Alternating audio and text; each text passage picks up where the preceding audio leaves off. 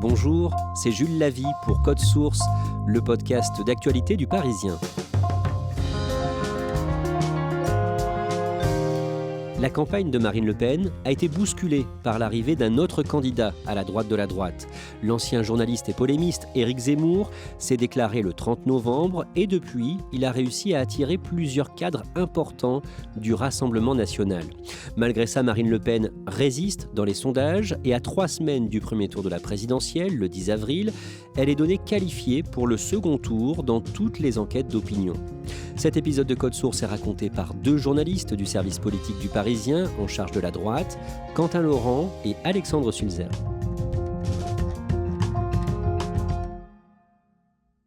Le samedi 5 février, Marine Le Pen et Éric Zemmour sont tous les deux en meeting. Elle est à Reims et lui à Lille. Quentin Laurent, que dit Éric Zemmour dans son discours ? Déjà, Éric Zemmour se rend à Lille pas pour une raison complètement anodine, c'est qu'il est sur les terres du Nord qui sont souvent considérées comme étant celles de Marine Le Pen. Il va y aller pour faire pour la première fois un discours sur le pouvoir d'achat. Tout le monde ne parle que du pouvoir d'achat. Tous les candidats répètent en boucle qu'ils sont le candidat du pouvoir d'achat. Ils disent tous la même chose. Ils ne disent rien. On lui a souvent reproché de parler uniquement d'identité, d'immigration, de sécurité. Là, il essaye d'infléchir un peu son discours, de changer de registre, même si au final, il revient à faire porter la question du pouvoir d'achat sur les questions d'immigration. Alexandre, quel est le message principal de Marine Le Pen pendant ce temps à Reims ? Elle a un discours finalement assez classique, elle résume un peu les grands axes de son programme, mais à la fin, elle a une petite surprise. Peu de gens étaient au courant, elle a une séquence très intimiste à la fin de son discours, elle s'avance sur scène, la lumière baisse, elle n'est plus derrière son pupitre. Maintenant, mes amis, je vais prendre quelques minutes pour vous parler de moi. Et elle révèle un peu son histoire, ses failles intimes. Un père pris dans le tourbillon des engagements que je voyais trop rarement. Pour dresser le portrait d'une femme blessée qui résiste aux tempêtes. Très vite, j'ai connu la violence politique quand j'étais petite fille à l'école. On m'a fait payer l'engagement de mon père. Des persécutions qui me font honnir aujourd'hui toute idée de discrimination. Ça a l'objectif à la fois de donner une image plus proche, plus directe avec les électeurs, mais aussi de couper un peu l'herbe sous le pied d'Éric Zemmour. Elle a surpris et capte l'attention médiatique à son bénéfice. Ces meetings ont lieu après plusieurs semaines tendues entre les 2 candidats d'extrême droite que Code Source a raconté dans un précédent épisode en février. À ce moment-là, Éric Zemmour n'arrête pas de monter dans les intentions de vote et de plus en plus de cadres du Rassemblement national rejoignent sa campagne. Au lendemain de ces 2 meetings, le dimanche 6 février, une enquête Ipsos Sopra Steria pour Le Parisien et France Info donne pour la première fois Marine Le Pen et Éric Zemmour à égalité, Quentin Laurent, à 14% des intentions de vote. Marine Le Pen a donc perdu 3 points en un mois. C'est un coup dur puisque Éric Zemmour avait déjà commencé à refluer dans les sondages au début du mois de janvier. Donc Marine Le Pen pensait voir son concurrent principal, en tout cas, s'éloigner. Et là, il se trouve qu'il rejoue du coude à coude et ça commence à devenir beaucoup plus inquiétant pour elle, surtout qu'il fait en partie son retard sur tous ses ralliements. Donc elle se demande jusqu'à où ça va aller, quand est-ce que ça va s'arrêter et est-ce qu'il est possible ou pas qu'il lui passe devant. Le 13 février, le sénateur du Rassemblement national, Stéphane Ravier, annonce son soutien à Éric Zemmour. J'avais des idées, des convictions, et je les ai toujours. Et ce que je constate, c'est qu'elles ne sont plus portées par Marine Le Pen, et qu'elles sont portées par Éric Zemmour. Il n'est pas très connu du grand public, mais il est important au RN. Pourquoi ? Il est important parce qu'il est déjà le seul sénateur du parti, donc c'est quand même un élément institutionnel. Et par ailleurs, il dirige l'opposition RN à Marseille, qui est le plus gros groupe d'opposition municipale de France du parti. Donc il a un rôle quand même au sein du parti important et par ailleurs c'est un historique, il est là depuis plus de 20 ans. Le mardi 15 février, Marine Le Pen annonce qu'elle suspend son porte-parole Nicolas Bay et elle l'accuse de haute trahison. Oui, en fait, ça fait des semaines qu'il y a des brèches qui sont ouvertes entre Nicolas Bay et Marine Le Pen. Il est censé être son porte-parole, mais lors d'un déplacement à Madrid, il a refusé de dire clairement qu'il soutiendrait jusqu'au bout Marine Le Pen lorsqu'il était interrogé par une caméra de BFM TV. Vous bottez en touche, là, vous nous dites aujourd'hui je suis à Madrid. Est-ce que vous serez aux côtés de Marine Le Pen jusqu'au bout ? Parce que votre nom, il circule parmi ceux qui pourraient quitter le Rassemblement national. Oui, mais je comprends que les uns et les autres fassent des supputations et des commentaires. Moi, je ne vais pas ajouter mon commentaire aux commentaires. Des exemples comme ça se multiplient. Lors de la convention de Reims, qui marquait le début de la campagne, il s'est fait également porter pâle, il a dit qu'il avait le Covid. Bref, la confiance est rompue et avant qu'il ne parte, elle décide de prendre l'initiative et d'annoncer sa suspension. Et en effet, le lendemain, le 16 février, dans un entretien au Figaro, Nicolas B confirme qu'il rejoint Éric Zemmour. Dans quel état d'esprit est l'équipe de campagne de Marine Le Pen à ce moment-là ? Elle est plutôt soulagée finalement que les choses soient dites, car c'est un peu ce qu'elle appelle l'effet salami, c'est-à-dire que Éric Zemmour coupe tranche par tranche, petit morceau par petit morceau, les têtes qui partent vers Reconquête, et elle espère accélérer le mouvement, que les choses soient faites, que ceux qui doivent partir partent et qu'on passe à une autre étape de la campagne. Le 21 février, Vladimir Poutine reconnaît l'indépendance de 2 territoires séparatistes pro-russes dans l'est de l'Ukraine. Et dans la nuit du jeudi 24 février, il ordonne à son armée d'entrer en Ukraine. J'ai pris la décision d'une opération militaire spéciale. Le but est la protection des personnes qui, pendant 8 ans, ont subi les abus et le génocide du régime de Kiev.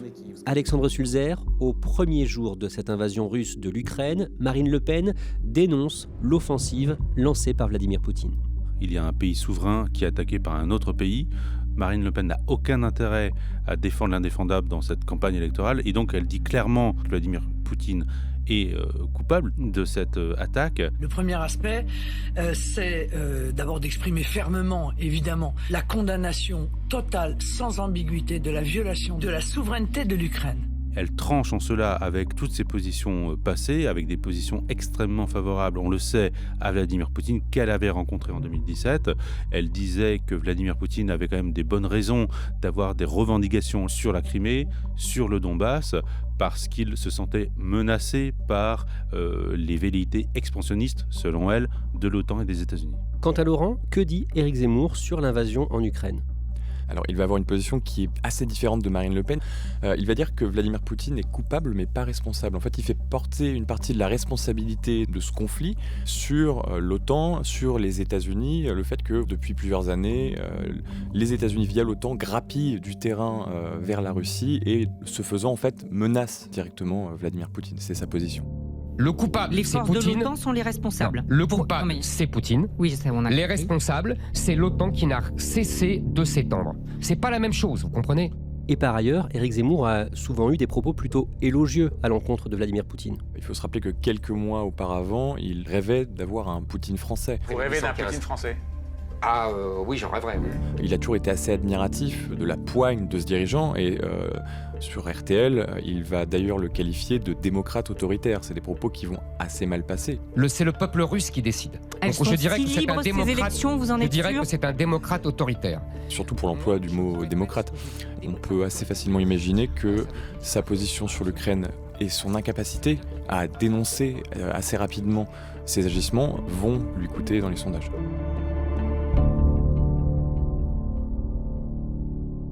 Le mardi 1er mars, les eurodéputés RN, à l'exception de Thierry Mariani, votent une résolution du Parlement européen qui condamne l'agression russe contre l'Ukraine.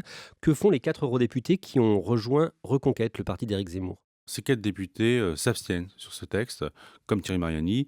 Ils ne veulent pas voter contre, ça serait quand même un petit peu fort de café. En revanche, ils refusent de voter en faveur de ce texte qui a des propos, qui a une position très claire, très ferme vis-à-vis de Poutine. Le lendemain, le mercredi 2 mars, Éric Zemmour est sur CNews. Il répond aussi aux questions d'un panel de lecteurs du Parisien, le Face aux lecteurs, qui a été réalisé la veille. Et il dit qu'il n'est pas favorable à l'accueil des réfugiés ukrainiens en France.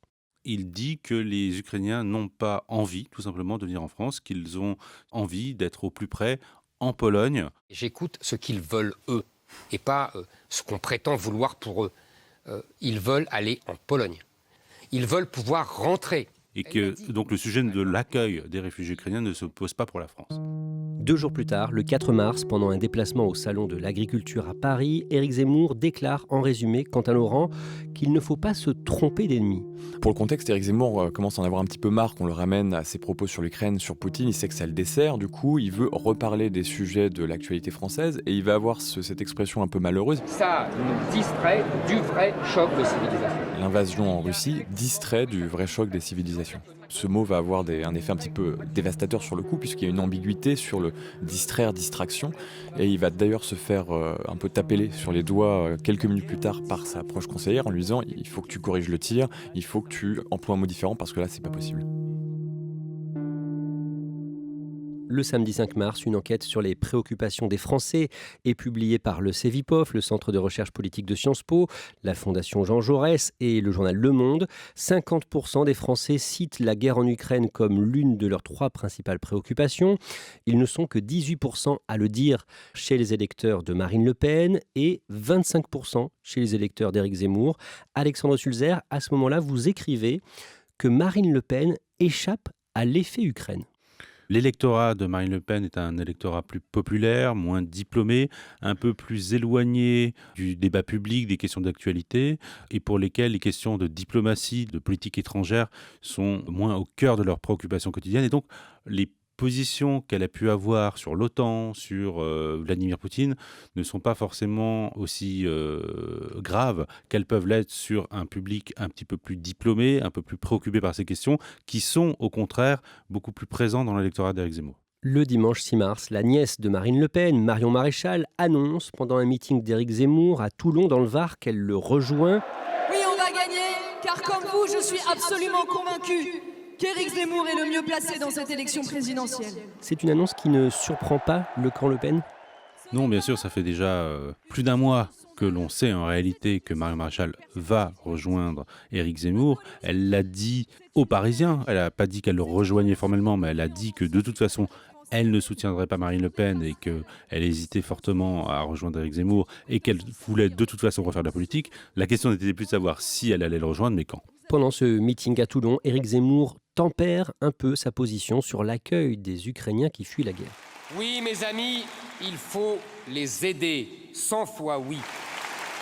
La Pologne se dit capable d'accueillir dignement 1 million d'immigrés ukrainiens supplémentaires si elle était aidée.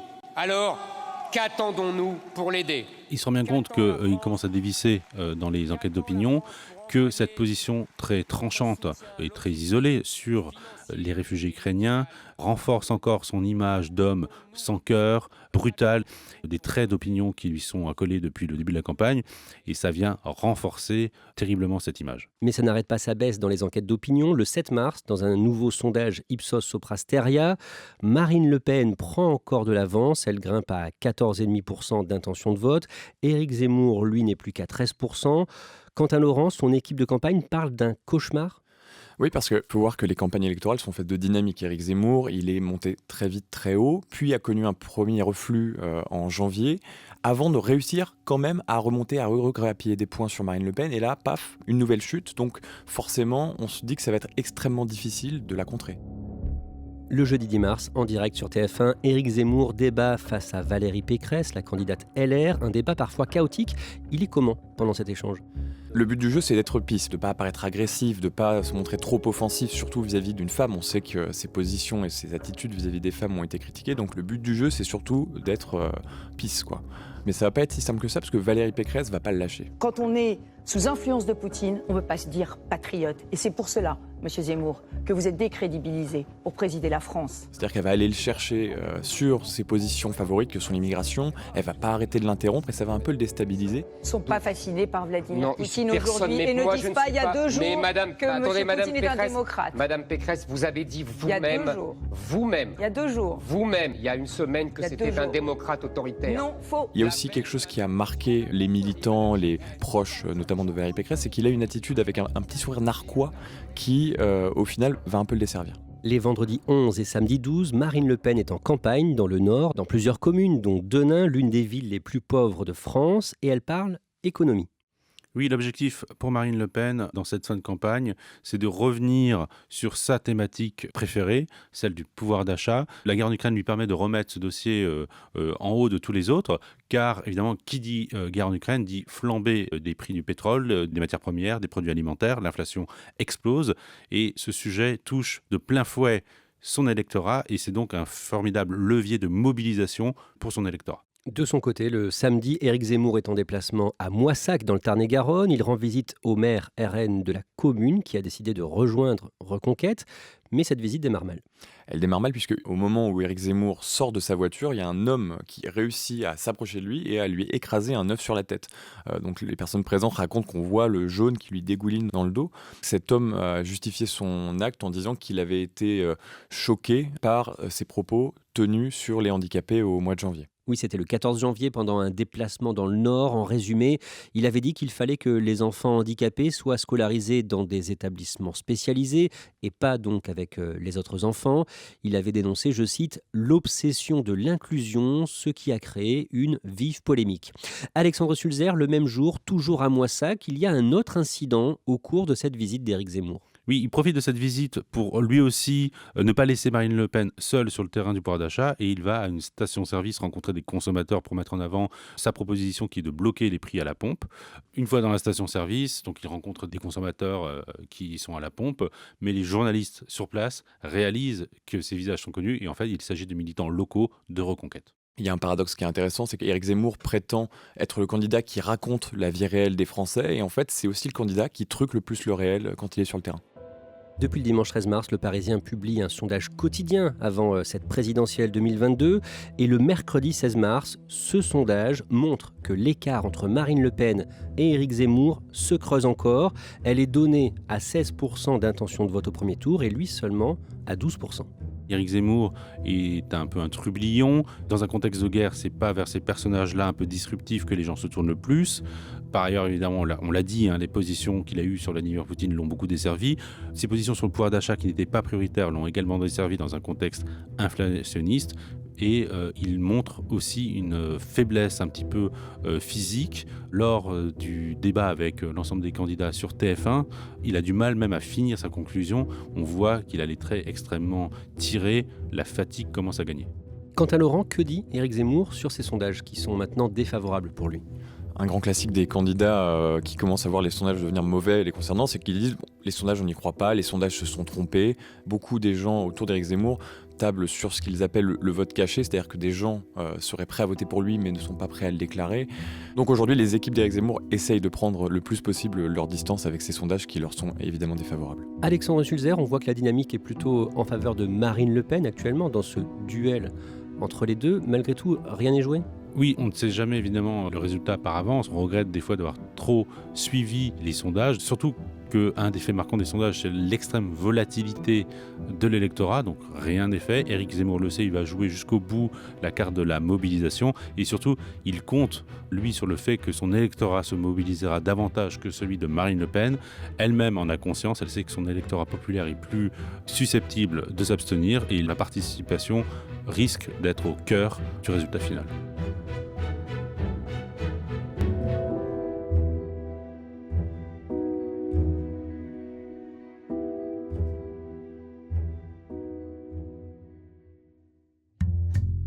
Merci Quentin Laurent, Alexandre Sulzer. Nous consacrons régulièrement des épisodes de Code Source à la présidentielle 2022. Toute l'actualité de cette campagne est bien sûr à suivre sur leparisien.fr. Cet épisode de Code Source a été préparé par Clara Garnier-Amouroux, production Thibault Lambert et Sarah Amni, réalisation Julien Moncouquiol. Code Source, le podcast d'actualité du Parisien, est disponible sur toutes les plateformes. Nous publions un nouvel épisode chaque soir de la semaine. Pour n'en rater aucun, n'oubliez pas de vous abonner.